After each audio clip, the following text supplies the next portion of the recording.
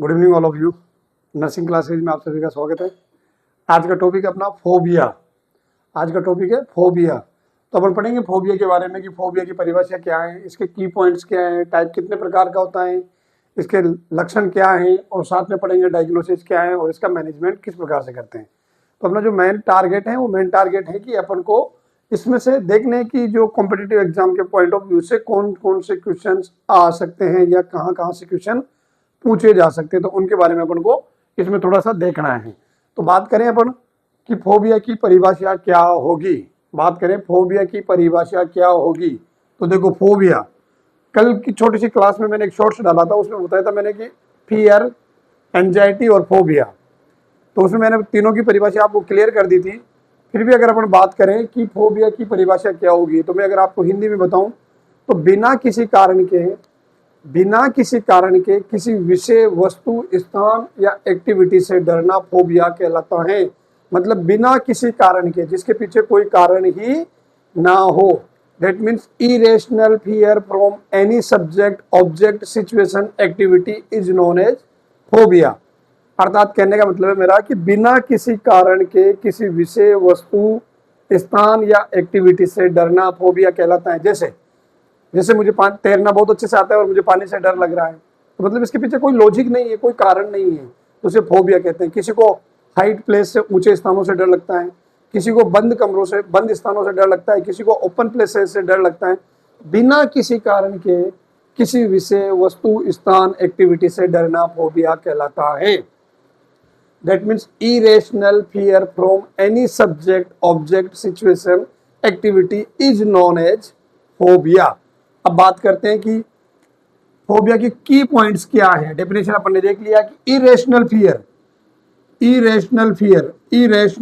मतलब irrational fear का मतलब क्या है कि बिना किसी कारण के, देखो अगर कारण की वजह से आप डरते हो तब वो फिर फोबिया नहीं है, पर जिसके पीछे कोई कारण ही ना हो, बिना कारण ही आप किसी चीज से डर रहे हो, तो वो फोबिया है। अब बात करते हैं की पॉइंट्स की। तो की पॉइंट्स का सबसे पहला की पॉइंट तो ये है कि जो फोबिया होता है वो थॉट का डिसऑर्डर है। फोबिया किसका डिसऑर्डर है? तो जो फोबिया है वो थॉट का डिसऑर्डर है। फोबिया किसका डिसऑर्डर है? तो फोबिया थॉट का डिसऑर्डर है। क्वेश्चन आ जाता है यहाँ से कि फोबिया किसका डिसऑर्डर है, तो फोबिया किसका डिसऑर्डर है? थॉट का डिसऑर्डर है। आपके ऑप्शन में हो जाएंगे परसेप्शन, थॉट, मेमोरी और एडजस्टमेंट या इनसाइट। तो फोबिया किसका डिसऑर्डर है? तो फोबिया थॉट का डिसऑर्डर है। पहला की पॉइंट और पहला क्वेश्चन कि फोबिया किसका डिसऑर्डर है, तो फोबिया किसका डिसऑर्डर है? फोबिया डिसऑर्डर है थॉट का। अगला, जो व्यक्ति फोबिया से ग्रसित है, मतलब फोबिया वाला जो व्यक्ति होगा वो फोबिक सिचुएशन को हमेशा अवॉइड करेगा। तो person with phobia always avoid the phobic situation. मतलब जिस व्यक्ति को फोबिया है वो फोबिक सिचुएशन को अवॉइड करेगा। जैसे सपोज करो किसी को पानी से डर लगता है तो वो पानी वाली सिचुएशन को हमेशा अवॉइड करेगा। सपोज करो किसी को इंसेक्ट मतलब छोटे मोटे कीड़े मकोड़ों से डर है तो वो कीड़े मकोड़ों को हमेशा अवॉइड करेगा। तो जिस व्यक्ति को फोबिया है वो फोबिक सिचुएशन को हमेशा अवॉइड करता है, ये ध्यान रखने वाली बात है। तो फोबिया वाला व्यक्ति फोबिक सिचुएशन को सामान्यतः अवॉइड करता है, पर जब कभी भी उसका फोबिक सिचुएशन से सामना हो जाएगा तब व्यक्ति को क्या होगी? एंजाइटी होगी। सामान्य तौर पर तो वो क्या करेगा कि फोबिक सिचुएशन को अवॉइड करेगा, पर व्हेनेवर जब कभी भी उसका फोबिक सिचुएशन से सामना हो जाएगा, तो उस व्यक्ति में क्या होगी? एंजाइटी होगी। इसीलिए फोबिया को बोलते हैं phobic anxiety disorder. Phobic anxiety disorder. देखो क्या बोला मैंने आपको कि सामान्य तौर पर तो नॉर्मली जिस पेशेंट को फोबिया हुआ है और जिस चीज से डर हुआ है उस चीज को हमेशा वो टालेगा, मतलब अवॉइड करेगा, उसका सामना करना वो पसंद नहीं करेगा। सामान्य तो ये स्थिति होगी, पर अगर उसका फोबिक सिचुएशन से सामना हो जाता है तो उस व्यक्ति को क्या होती है? एंजाइटी होती है। और एंजाइटी होती है, इसीलिए इसका नाम रखा गया है फोबिक एंजाइटी डिसऑर्डर। मतलब फोबिया को क्या बोल सकते हैं? फोबिक एंजाइटी डिसऑर्डर बोल सकते हैं। क्यों? क्योंकि जब इसमें व्यक्ति किसका सामना करता है? फोबिक सिचुएशन का सामना करता है, तब उसे एंजाइटी होती है, इसीलिए इसे बोला गया है फोबिक एंजाइटी डिसऑर्डर। समझ में आया आपको? चलिए तो मैंने परिभाषा बता दी आपको, irrational fear from any subject object situation activity is known as phobia. मतलब बिना किसी कारण के किसी विषय वस्तु स्थान या एक्टिविटी गतिविधि से डरना फोबिया कहलाता है। और पहला की पॉइंट था जो कि फोबिया किसका डिसऑर्डर है, तो फोबिया थॉट का डिसऑर्डर है। किसका डिसऑर्डर है? फोबिया थॉट का डिसऑर्डर है। ओके, उसके बाद बात करते हैं कि दूसरा की पॉइंट, तो कि नॉर्मली या सामान्यतः जो फोबिया वाला पेशेंट है वो फोबिक सिचुएशन को अवॉइड करता है, पर कभी भी ना कभी अगर उसका फोबिक सिचुएशन से सामना हो जाता है तो उस व्यक्ति में क्या दिखाई देती है? एंजाइटी दिखाई देती है। क्या दिखाई देती है उस व्यक्ति में? तो उस व्यक्ति में एंजाइटी दिखाई देती है। इसीलिए फोबिया को क्या दूसरा नाम दिया गया है? Phobic anxiety disorder. समझ में आया यहाँ से? अब बात करते हैं टाइप की, कि फोबिया कितने प्रकार का होता है। तो जो फोबिया होता है वो सामान्यतः 3 प्रकार का होता है। पहला जो फोबिया होता है जिसका नाम है एगोराफोबिया। दूसरा जो फोबिया होता है उसका नाम होता है सोशल फोबिया। और तीसरा जो होता है उसका नाम होता है स्पेशल फोबिया। तो फोबिया कितने प्रकार के हैं? तो फोबिया हो गए 3 प्रकार के। फोबिया कितने प्रकार के हो गए? 3 प्रकार के। तो फोबिया होते हैं 3 प्रकार के, एगोराफोबिया, सोशल फोबिया और स्पेशल फोबिया। तो सबसे पहले बात करते हैं एगोराफोबिया की। किसकी? एगोराफोबिया की। तो बिना किसी कारण के ओपन प्लेसेस से डरना, खुले स्थानों से डरना, ओपन प्लेसेस से डरना, बिना किसी कारण के ओपन प्लेसेस से डरना एगोराफोबिया कहलाता है। बिना किसी कारण के ओपन प्लेसेस से डरना, बिना किसी कारण के ओपन प्लेसेस से डरना एगोराफोबिया कहलाता है। समझ में आया आपके? बिना किसी कारण के ओपन प्लेसेस से डरना एगोराफोबिया कहलाता है। Irrational fear from open places, irrational fear from open places is known as agoraphobia. अब ये जो ओपन प्लेसेज होंगे ये व्यक्ति के होम सेटिंग से दूर होंगे, मतलब घर से दूर होंगे, होम सेटिंग से दूर होंगे। तो ये जो, और जब वहां पर फैमिली मेंबर की इमीडिएट हेल्प अवेलेबल नहीं होगी, फैमिली मेंबर की हेल्प जो है वो अवेलेबल नहीं होगी। तो देखो मैंने क्या बोला है कि बिना किसी कारण के ओपन प्लेसेस से डरना एगोराफोबिया कहलाता है। Irrational fear from open places, और जो ये प्लेसेज होंगे ये क्या होंगे? उसके होम सेटिंग से दूर होंगे, मतलब उसके घर से दूर होंगे, और जहां पर उसे अपने परिवार के सदस्यों की तुरंत तत्काल सहायता उपलब्ध नहीं होगी। तो व्यक्ति ऐसे स्थानों से डरेगा जो उसके घर से दूर होंगे, जहां पर उसे पुकारने पर अपने फैमिली मेंबर की सहायता अवेलेबल ना हो, जैसे bus stand, railway station, over crowded place. तो देखो एगोराफोबिया मतलब बिना किसी कारण के ओपन प्लेसेस से डरना, और वो प्लेसेज उसके होम सेटिंग से घर से दूर होंगे, जहां पर उसे अपने फैमिली मेंबर की इमीडिएट हेल्प अवेलेबल नहीं हो सकती। दैट मीन्स एग्जांपल जैसे bus stand, railway station, over crowded place. Irrational fear from open places, these places are far from home settings and immediate help of family members are not available। मतलब वहां पर available नहीं हो सकती, जैसे bus stand, railway station, crowded place. अब यहाँ से दूसरा क्वेश्चन आता है कि एगोराफोबिया किसका फोबिया है? तो एगोराफोबिया जो वो फोबिया है सिचुएशन का फोबिया है। यही क्वेश्चन आ जाता है यहाँ पॉइंट ऑफ व्यू से। दूसरा की पॉइंट्स फोबिया से कि एगोराफोबिया किसका फोबिया है? एगोराफोबिया किसका फोबिया है? तो एगोराफोबिया जो सिचुएशन का फोबिया है। किसका फोबिया है? सिचुएशन का फोबिया है। और सोसाइटी में होने वाला most common type of phobia है। तो दूसरा कि most common type of phobia कौन सा है? और एग्जांपल उधर आपके ऑप्शन में होंगे, agoraphobia, social phobia, special phobia या ऑल ऑफ देम। तो करेक्ट ऑप्शन इज एगोराफोबिया। तो सोसाइटी में होने वाला most common type of phobia कौन सा है? एगोराफोबिया। तो agoraphobia is a most common type of phobia in society. तो मैंने इसमें 2-3 पॉइंट बताए। पहले बात तो आपको एगोराफोबिया में बताया कि एगोराफोबिया क्या होता है। बिना किसी कारण के ओपन प्लेसेस से डरना, बिना किसी कारण के ओपन प्लेसेस से डरना, और जो ओपन प्लेसेस होंगे ये इसके होम सेटिंग से दूर होंगे, मतलब घर से दूर होंगे, जहां पर इसे अपने परिवार के सदस्यों की तुरंत हेल्प अवेलेबल ना हो सके, जैसे बस स्टैंड, रेलवे स्टेशन या अत्यधिक भीड़ वाले स्थान, ओवर क्राउडेड प्लेस। अब यहां से क्वेश्चन आता है कि एगोराफोबिया किसका फोबिया है? एगोराफोबिया किसका फोबिया है? तो एगोराफोबिया है सिचुएशन का फोबिया। किसका फोबिया है? सिचुएशन का फोबिया। और दूसरा क्वेश्चन आता है कि सोसाइटी में होने वाला most common type of phobia कौन सा है? तो कौन सा है? एगोराफोबिया। आई थिंक क्लियर है। आगे बढ़ते हैं, दूसरे की बात करते हैं, सोशल फोबिया। दूसरा फोबिया सोशल फोबिया। अब देखो क्या होता है सोशल फोबिया। तो बिना किसी कारण के सोशल एक्टिविटी से डरना, बिना किसी कारण के एक्टिविटी से डरना सोशल फोबिया कहलाता है। इसमें व्यक्ति सामाजिक गतिविधियों में भाग नहीं लेता है, वो सोचता है कि लोग मुझे जज करेंगे और मेरी आलोचना करेंगे। तो बिना किसी कारण के irrational fear from social activity, मतलब बिना किसी कारण की एक्टिविटी से डरना। जैसे आज बहुत अच्छे से डांस करना आता है पर डांस में पार्टिसिपेट नहीं करना, बहुत अच्छे से गाना गाना आता है पर गाना गाने में, सिंगिंग में पार्टिसिपेट नहीं करना, क्योंकि व्यक्ति क्या सोचता है कि सामने बैठे हुए लोग मुझे जज करेंगे और मेरी आलोचना करेंगे। तो सोशल फोबिया में क्या बताया मैंने आपको? बिना किसी कारण के गतिविधियों से डरना, सोशल गतिविधियों से डरना, क्योंकि इसमें वो सोचता है कि लोग मुझे जज करेंगे और मेरी आलोचना करेंगे।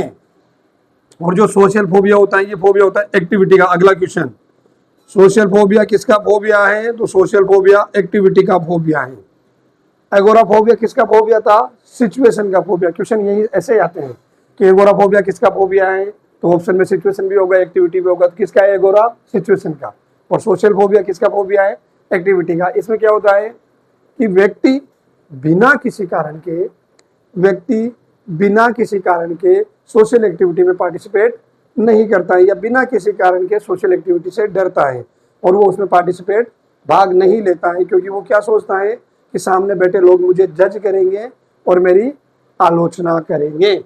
तो सोशल फोबिया किसका फोबिया है? एक्टिविटी का फोबिया। आगे बात करते हैं अपन तीसरे फोबिया की, स्पेशल फोबिया। अब यहां से हर फोबिया में क्वेश्चन है। स्पेशल फोबिया, इसमें कुछ फोबिया है जिनके मैं आपको नाम लिख के ऐसे समझा दूंगा। पहला आता है क्लस्ट्रोफोबिया। क्लस्ट्रोफोबिया मतलब बिना किसी कारण के क्लोज प्लेस से डरना।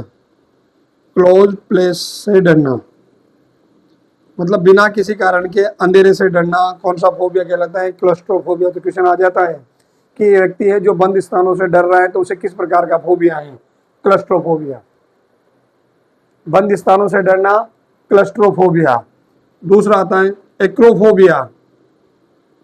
एक्रोफोबिया हाई प्लेसेस से डरना। हाई प्लेसेस से डरना मतलब ऊंचे स्थानों से डरना। एक व्यक्ति है जो जिसको ऊंचे स्थानों से डर लगता है, तो उसको किस प्रकार का फोबिया है? तो एक्रोफोबिया। तीसरा एल्गोफोबिया। एल्गोफोबिया मतलब पेन से डर लगना, बिना किसी कारण के दर्द से डर लगना, एल्गोफोबिया। चौथा एक्यूलोफोबिया। एक्यूलोफोबिया एक्यूलोफोबिया का मतलब क्या है? डार्क प्लेसेस से डर लगना, अंधेरे स्थानों से डर लगना। बिना किसी कारण के ही अंधेरे वाले स्थानों से डर लगना क्या कहलाता है? एक्यूलोफोबिया। तो देखो मैंने 4 फोबिया बता दिए, चारों से क्वेश्चन है। एक व्यक्ति है जिसको बंद स्थानों से डर लगता है, तो वो किस फोबिया से ग्रसित है? क्लस्ट्रोफोबिया। एक व्यक्ति है जिसको हाई प्लेसेस मतलब ऊंचे स्थानों से डर लगता है, तो किस फोबिया से ग्रसित है? एक्रोफोबिया। एक फोबिया है जिसमें व्यक्ति को दर्द से डर लगता है, किसी भी प्रकार के पेन से वो डरता है, तो किस फोबिया से ग्रसित है? एल्गोफोबिया। एक स्थान है जो मतलब अंधेरे स्थानों से डरता है, तो वो किस फोबिया से ग्रसित है? एक्यूलोफोबिया। अगला आता है मोस्ट कॉमन, इंपॉर्टेंट भी है, बहुत सी बार पूछ लेता है इसको कि पानी से डर लगना क्या कहलाता है? बिना किसी कारण के पानी से डर लगना क्या कहलाता है? तो हाइड्रोफोबिया। 5वां आ गया अपना हाइड्रोफोबिया। मतलब बिना किसी कारण के व्यक्ति किससे डरता है? पानी से डर लगता है। ये इंपॉर्टेंट है, बहुत सी बार पूछ लेता है। हाइड्रोफोबिया में व्यक्ति को किससे डर लगता है? तो हाइड्रोफोबिया में व्यक्ति किससे डरता है? पानी से। नेक्स्ट, इंसेक्टोफोबिया। इंसेक्टोफोबिया मतलब बिना किसी कारण के छोटे कीड़े मकोड़ों, इंसेक्ट का मतलब क्या होता है? छोटे कीड़े मकोड़ों से डरना। जूफोबिया। जूफोबिया मतलब बिना किसी कारण के ही जानवरों से डरना। देखो जानवरों से सब डरते हैं, पर सामान्य जो व्यक्ति होता है वो जानवरों को देखते ही उसको एंजाइटी नहीं होती है, पर फोबिया में क्या होता है कि जैसे ही उसको जानवर दिखेंगे उसको एंजाइटी होना शुरू हो जाएगी। बोला ना अपन ने कि सामान्य तो जो फोबिया वाला पेशेंट होता है वो फोबिक सिचुएशन को अवॉइड करता है, पर जब कभी भी उसका फोबिक सिचुएशन से सामना होगा तो उसे एंजाइटी हो जाती है, इसीलिए इसे फोबिक एंजाइटी डिसऑर्डर कहते हैं। तो बिना किसी कारण के जानवरों से डरना, जूफोबिया। नंबर 8, जिनोफोबिया। जिनोफोबिया पानी से डरना, इंसेक्ट से डरना, एनिमल से डरना। और अगला आता है जिनोफोबिया, स्ट्रेंजर, अजनबियों से डरना, मतलब बिना किसी कारण के अजनबियों से डरना। कौन सा फोबिया कहलाता है? जिनोफोबिया। नंबर 9 आता है बेटा गेमोफोबिया। गेमोफोबिया मतलब बिना किसी कारण के शादी से डरना, मैरिज से डरना। और नंबर 10 आता है बेटा बेलेनोफोबिया। बेलेनोफोबिया इंजेक्शन से डरना, बिना किसी कारण के इंजेक्शन से डरना बेलेनोफोबिया कहलाता है। तो ये कुछ 10-11 फोबिया मैंने आपको बताए स्पेशल फोबिया में। इसमें हर पॉइंट से क्वेश्चन है। आपको मैंने ये 10-11 फोबिया बताए स्पेशल फोबिया में, इसमें हर पॉइंट से क्वेश्चन है। मतलब जैसे क्वेश्चन आ जाता है कि पानी से डरना क्या कहलाता है? हाइड्रोफोबिया। क्लोज मतलब बंद स्थानों से डरना क्या कहलाता है? क्लस्ट्रोफोबिया। ऊंचे स्थानों से डरना क्या कहलाता है? एक्रोफोबिया। पेन से डरना क्या, दर्द से डरना क्या कहलाता है? एल्गोफोबिया। अंधेरे वाले स्थानों से डरना क्या कहलाता है? एक्यूलोफोबिया। फिर उसके बाद पानी से डरना क्या कहलाता है? हाइड्रोफोबिया। छोटे मोटे कीड़े मकोड़ों से डरना क्या कहलाता है? इंसेक्टोफोबिया। जू मतलब जानवरों से डरना क्या कहलाता है? जूफोबिया। अजनबियों से डरना क्या कहलाता है? जिनोफोबिया। और शादी से डरना क्या कहलाता है? गेमोफोबिया। और इंजेक्शन से डरना क्या कहलाता है? बेलेनोफोबिया। तो इंजेक्शन आ जाता है कि आप एक नर्स हो, आपके पास एक क्लाइंट आता है, वो इंजेक्शन को देखकर उसको बेचैनी होना शुरू हो जाती है और उसे डर लगना शुरू हो जाता है। तो ये किस फोबिया से ग्रसित है? तो किससे ग्रसित है? बेलेनोफोबिया। जो 10 है, 10 में ही 10 क्वेश्चन है। ओके, बात करते हैं आगे क्लिनिकल मैनिफेस्टेशन की, कि ऐसे व्यक्ति में क्या क्या लक्षण दिखाई देंगे। देखो बात करते हैं क्लिनिकल मैनिफेस्टेशन की कि क्या क्या लक्षण दिखाई देंगे फोबिया में।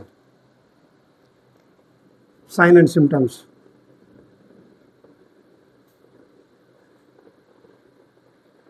साइन एंड सिम्टम्स तो सामान्यतः तो फोबिया में कोई किसी प्रकार के लक्षण, चिन्ह और लक्षण दिखाई नहीं देते हैं। सामान्यतः तो या नॉर्मली तो फोबिया वाले पेशेंट में किसी प्रकार के कोई लक्षण दिखाई नहीं देते हैं, क्योंकि अपन की पॉइंट में पहले ही पढ़ चुके हैं। फोबिया वाला व्यक्ति फोबिक सिचुएशन को हमेशा अवॉइड करता है। मतलब जब वो फोबिक सिचुएशन का सामना ही नहीं करेगा तो उसे लक्षण कहाँ से दिखेंगे? पर मैंने बोला है कि जब कभी भी उसका फोबिक सिचुएशन सामना हो जाएगा तो उसे क्या होगी? एंजाइटी होगी। मतलब सामान्यतः तो इसमें कोई नो सिम्टम्स, कोई सिम्टम्स दिखाई नहीं देते हैं, क्योंकि व्यक्ति क्या करता है? फोबिक सिचुएशन को अवॉइड करता है। पर जब कभी भी उसका फोबिक सिचुएशन से सामना हो जाएगा, फोबिक सिचुएशन को पेश करेगा, तो उसे क्या होगी? उसे होगी एंजाइटी।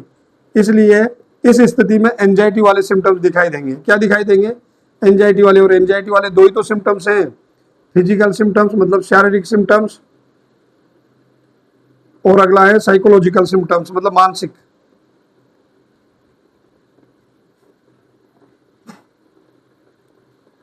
तो देखो मैंने क्या बोला है कि सामान्यतः तो फोबिया वाले पेशेंट में कोई लक्षण दिखाई नहीं देते हैं, क्योंकि फोबिया वाला व्यक्ति फोबिक सिचुएशन को अवॉइड करता है। मतलब उसका सामना ही नहीं करेगा। जब सामना ही नहीं करेगा तो उसको एंजाइटी नहीं होगी, एंजाइटी नहीं होगा तो उसमें कोई लक्षण नहीं दिखेगा। पर जब कभी भी उसका सामना किया, वो सामना करेगा फोबिक सिचुएशन से। जैसे पानी से डरता है तो सामान्य तो पानी के सामने जाने से ही बचेगा। जब बचेगा तो मतलब उसमें कोई लक्षण ही नहीं दिखेंगे। पर जब कभी भी उसका पानी से सामना हो जाएगा, एक उदाहरण के रूप में बता रहा हूँ, तो उसमें क्या होगी? एंजाइटी होगी। और ऐसी वाली स्थिति में एंजाइटी के लक्षण दिखेंगे। तो एंजाइटी के लक्षण दो ही होते हैं। एंजाइटी के कितने लक्षण होते हैं? दो। एक होता है फिजिकल और एक होता है साइकोलॉजिकल। अब बात करते हैं कि एंजाइटी के कौन से फिजिकल होते हैं, तो ये भी पढ़ेंगे अपन एंजाइटी, पर यहाँ थोड़ा बहुत बता देता हूँ मैं आपको। फिजिकल सिम्टम्स मतलब शारीरिक, physical symptoms of anxiety, physical symptoms of anxiety जैसे, मतलब फिजिकल सिम्टम्स जैसे nausea vomiting, nausea and vomiting, मतलब वोमिटिंग जैसा होना नोजिया कहलाता है, और वोमिटिंग होना। अगला anorexia, anorexia loss of appetite मतलब भूख कम लगना। तीसरा इंसोम्निया, नींद नहीं आना, इंसोम्निया नींद नहीं आना। पाल्पिटेशन, खुद की हार्ट बीट खुद को सुनाई देना, पाल्पिटेशन। टेकिपनिया, रेस्पिरेटरी रेट का बढ़ जाना। Dyspnea, difficulty in breathing. Cool body, शरीर ठंडा हो जाना। स्वेटिंग, पसीना पसीना हो जाना। और लास्ट आता है कॉन्स्टिपेशन, कॉन्स्टिपेशन, कॉन्स्टिपेशन का क्या मतलब है, कब्जी हो जाना। तो ये कुछ लक्षण है एंजाइटी के फिजिकल सिम्टम्स, मतलब एंजाइटी में जो शारीरिक सिम्टम्स दिखाई देते हैं वो शारीरिक सिम्टम्स ये होते हैं। नोजिया वोमिटिंग, एनोरेक्सिया मतलब भूख का कम लगना, इंसोम्निया मतलब नींद नहीं आना, पाल्पिटेशन मतलब खुद की हार्ट बीट खुद को सुनाई देना, टेकिपनिया मतलब श्वसन दर का बढ़ जाना, डिस्निया मतलब difficulty in breathing, cool body body का ठंडा हो जाना, पसीना स्वेटिंग, और लास्ट में कॉन्स्टिपेशन मतलब कब्जी। तो ये तो थे कौन से सिम्टम्स एंजाइटी के फिजिकल सिम्टम्स, मतलब शारीरिक सिम्टम्स, जो किस में दिखेंगे, फोबिया में दिखेंगे। पर कब दिखेंगे, जब व्यक्ति फोबिक सिचुएशन का सामना करेगा। अगला आते हैं, अगला आता है दूसरा साइकोलॉजिकल सिम्टम्स। साइकोलॉजिकल सिम्टम्स मतलब मानसिक symptoms, psychological symptoms of anxiety. तो जो सबसे पहला होता है वो होता है बेटा फियरफुल फेशियल एक्सप्रेशन, मतलब चेहरे पे डर साफ दिखाई देगा। जो साइकोलॉजिकल पहला होगा वो होगा fearful, fearful, fearful facial expression, चेहरे पे डर साफ दिखाई देगा। दूसरा इरिटेबिलिटी, इरिटेबिलिटी। तीसरा रेस्टलेसनेस, रेस्टलेसनेस। चौथा सेंसिटिव टू नॉइस। तो देखो ये मैंने आपको सिम्टम्स बताए हैं एंजाइटी के, ये मैंने आपको क्या बताए हैं, सिम्टम्स बताए हैं एंजाइटी के। मतलब मैंने क्या बोला आपको, फोबिया के लक्षण पढ़ रहे थे, अपना टॉपिक था साइन सिम्टम्स ऑफ फोबिया। तो मैंने पहला पॉइंट बोला कि फोबिया वाले व्यक्ति में सामान्यतः कोई लक्षण नहीं होते हैं, क्योंकि वो फोबिक सिचुएशन को अवॉइड करता है। पर जब कभी भी वो फोबिक सिचुएशन का सामना करेगा तो उसमें क्या होगी, एंजाइटी होगी, और एंजाइटी होगी तो मतलब इस समय उसमें लक्षण दिखाई देंगे एंजाइटी के। तो एंजाइटी के दो लक्षण होते हैं, एक लक्षण होता है फिजिकल मतलब शारीरिक लक्षण, एक होता है मानसिक लक्षण। शारीरिक लक्षण में क्या क्या होंगे, तो मैंने आपको बोला है नोजिया एंड वोमिटिंग, उल्टी जैसा होना और उल्टी हो जाना, है ना। उसके बाद एनोरेक्सिया मतलब लॉस ऑफ एपेटाइट, भूख का कम लगना। इंसोम्निया, नींद नहीं आना। पाल्पिटेशन, खुद की हार्ट बीट खुद को सुनाई देना। टेकिपनिया, रेस्पिरेटरी रेट का बढ़ जाना। डिस्निया मतलब डिफिकल्टी इन ब्रीथिंग। उसके बाद कूल बॉडी, स्वेटिंग। ये सारे कौन से लक्षण हैं, शारीरिक लक्षण है, फिजिकल सिम्टम्स हैं एंजाइटी के। अब एंजाइटी के साइकोलॉजिकल सिम्टम्स भी होते हैं। साइकोलॉजिकल सिम्टम्स में क्या होता है, फियरफुल फेशियल एक्सप्रेशन मतलब चेहरे पर डर साफ दिखाई देगा आपको। जिस व्यक्ति को फोबिया हो रहा है उसके साइकोलॉजिकल सिम्टम्स में क्या आएगा, चेहरे पे आपको डर साफ दिखाई देगा।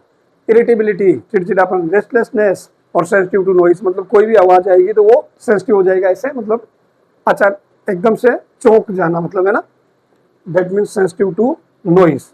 उसके बाद बात करते हैं अपन डायग्नोसिस क्या होगा, कि फोबिया का डायग्नोसिस क्या होगा।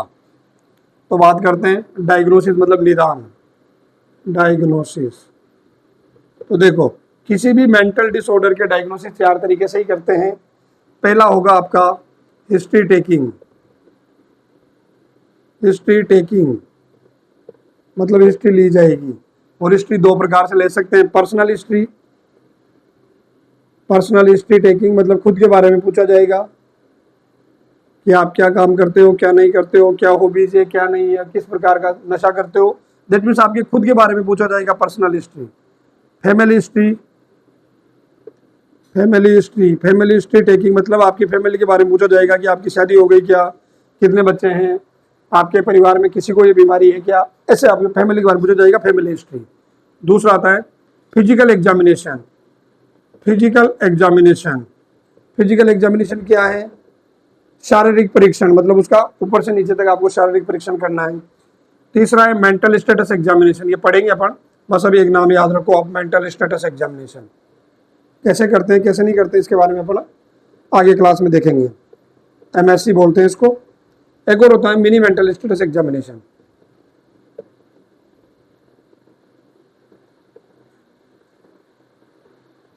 एग्जामिनेशन इसको बोलते हैं MMSE। ओके, 4 प्रकार से करते हैं। तो डायग्नोसिस किसी भी मेंटल डिसऑर्डर का, कोई सा भी मेंटल डिसऑर्डर हो उसका डायग्नोसिस 4 प्रकार से करेंगे। हिस्ट्री टेकिंग, मतलब उससे हिस्ट्री लेंगे। हिस्ट्री 2 प्रकार की, अगर खुद के बारे में पूछा जाएगा, पेशेंट के खुद से संबंधित पूछा जाएगा, पर्सनल हिस्ट्री टेकिंग। फैमिली के बारे में पूछा जाएगा, फैमिली हिस्ट्री टेकिंग। शारीरिक परीक्षण करेंगे head to toe, mental status examination करेंगे, और अगला करेंगे mini mental status examination. Okay, उसके बाद बात करते हैं कि इसका मैनेजमेंट कैसे करेंगे। तो देखो अभी आपको मैंने बताया ना कि जिस प्रकार से किसी भी मानसिक रोग का डायग्नोसिस 4 प्रकार से ही करते हैं, history taking, physical examination, mental status examination और मिनी मेंटल स्टेटस एग्जामिनेशन, उसी प्रकार से मानसिक रोगों का इलाज भी 3 प्रकार से ही किया जाता है। मानसिक रोगों का इलाज 3 प्रकार से किया जाता है। पहली होती है ECT, पढ़ेंगे इसको पूरा, इलेक्ट्रॉनिक कन्वर्जन थेरेपी, जिसे यूगो कर्लेटी और लुसिनो बिन्नोई ने 1938 में दिया था। उसके बाद दूसरी पढ़ते हैं साइकोफार्मेकोलॉजी। साइकोफार्मेकोलॉजी मतलब ड्रग्स देना। साइकोफार्मेकोलॉजी में कुछ साइकेट्रिक जो ड्रग है वो देंगे। और तीसरा होता है साइकोथेरेपी। कौन सा होता है? साइकोथेरेपी। तो अब इसमें जो याद रखने वाली बात वो है कि जो अपन पढ़ रहे हैं फोबिया साइकोसिस नहीं है, फोबिया साइकोटिक डिसऑर्डर नहीं है, फोबिया न्यूरोटिक डिसऑर्डर है। मतलब व्यक्ति को अपने मानसिक स्तर के बारे में पता है तो वहां पर आपको ECT प्रभावी नहीं देनी है, तो फिर 2 ही बच जाते हैं, साइकोफार्मेकोलॉजी और साइकोथेरेपी। अब साइकोफार्मेकोलॉजी में क्या करते हैं? तो साइकोफार्मेकोलॉजी में ड्रग्स देते हैं। तो बात करते हैं कि मैनेजमेंट, तो मैनेजमेंट में पहला मैनेजमेंट होगा आपका साइकोफार्मेकोलॉजिकल मैनेजमेंट। साइकोफार्मेकोलॉजिकल मैनेजमेंट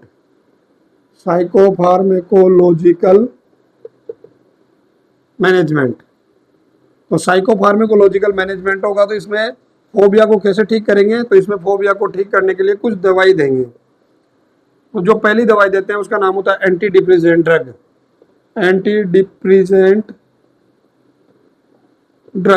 अब एंटी डिप्रेसेंट ड्रग क्या करेगी? उस व्यक्ति में जो डिप्रेशन हो रहा है उसे ठीक करने का काम करेगी। क्योंकि देखो डिप्रेशन क्यों हो रहा है और एंजाइटी क्यों होती है? क्योंकि जो फोबिया है वो न्यूरोटिक है, मतलब व्यक्ति को पता है उसके मानसिक स्तर के बारे में कि वो इन चीज़ों से गलत डर रहा है, और ऐसा सोच के उसे एंजाइटी होती है और वो उसको मूड जो होता है सैडनेस हो जाता है। तो उसको मूड जो सैडनेस है, डिप्रेशन है, उसे ठीक करने के लिए एंटी डिप्रेसेंट ड्रग देते हैं। और जो एंटी डिप्रेसेंट ड्रग होती है वो उसके डिप्रेशन को ठीक करती है, to treat the depression of patient. अब कौन कौन सी हो सकती है? तो बहुत सारी ड्रग है, बस आप याद कर लो 2-3 नाम। एग्जाम्पल, टेबलेट सर्ट्रालिन दे सकते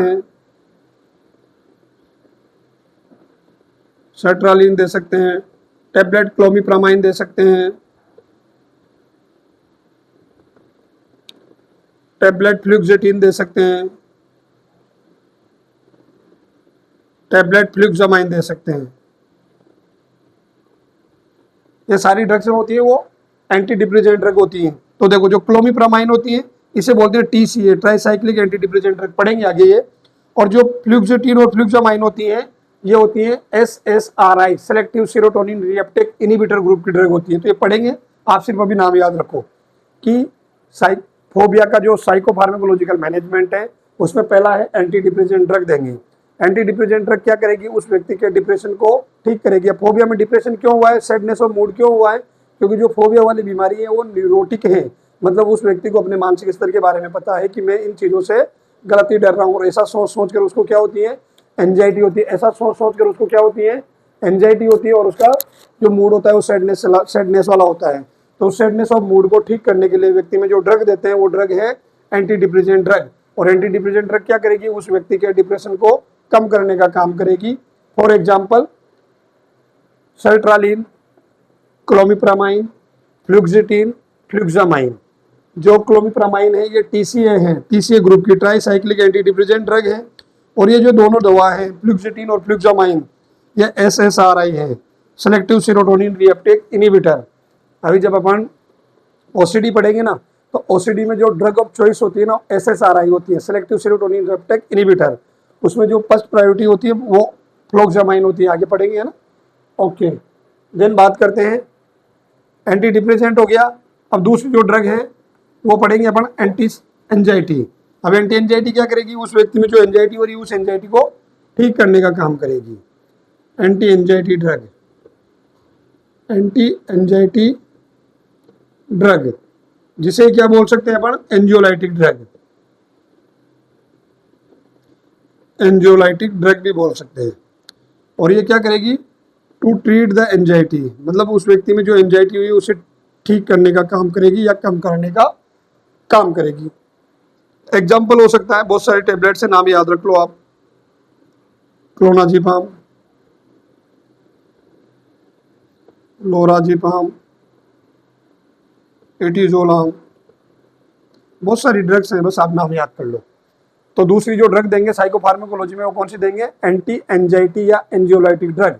एंटी एंजाइटी मतलब नाम में छुपा हुआ, एंटी एंजाइटी मतलब एंजाइटी को कम करने के लिए या एंजाइटी को ठीक करने के लिए। और जो ड्रग होती है क्लोनाजिपाम, लोराजिपाम, एटिजोलाम। ओके, उसके बाद दूसरा मैनेजमेंट आता है अपने पास, उसके बाद अपने पास दूसरा मैनेजमेंट आता है और उस मैनेजमेंट का नाम है साइकोथेरेपी। साइकोफार्माकोलॉजिकल मैनेजमेंट अपन ने पढ़ लिया, तो पढ़ेंगे साइकोथेरेपी कि फोबिया में कौन कौन सी थेरेपी दे सकते हैं। तो एक ट्रिक से आप याद रख सकते हो, PNSF, ये साइकोथेरेपी देते हैं फोबिया वाले पेशेंट को। P मतलब पॉजिटिव रीइंफोर्समेंट,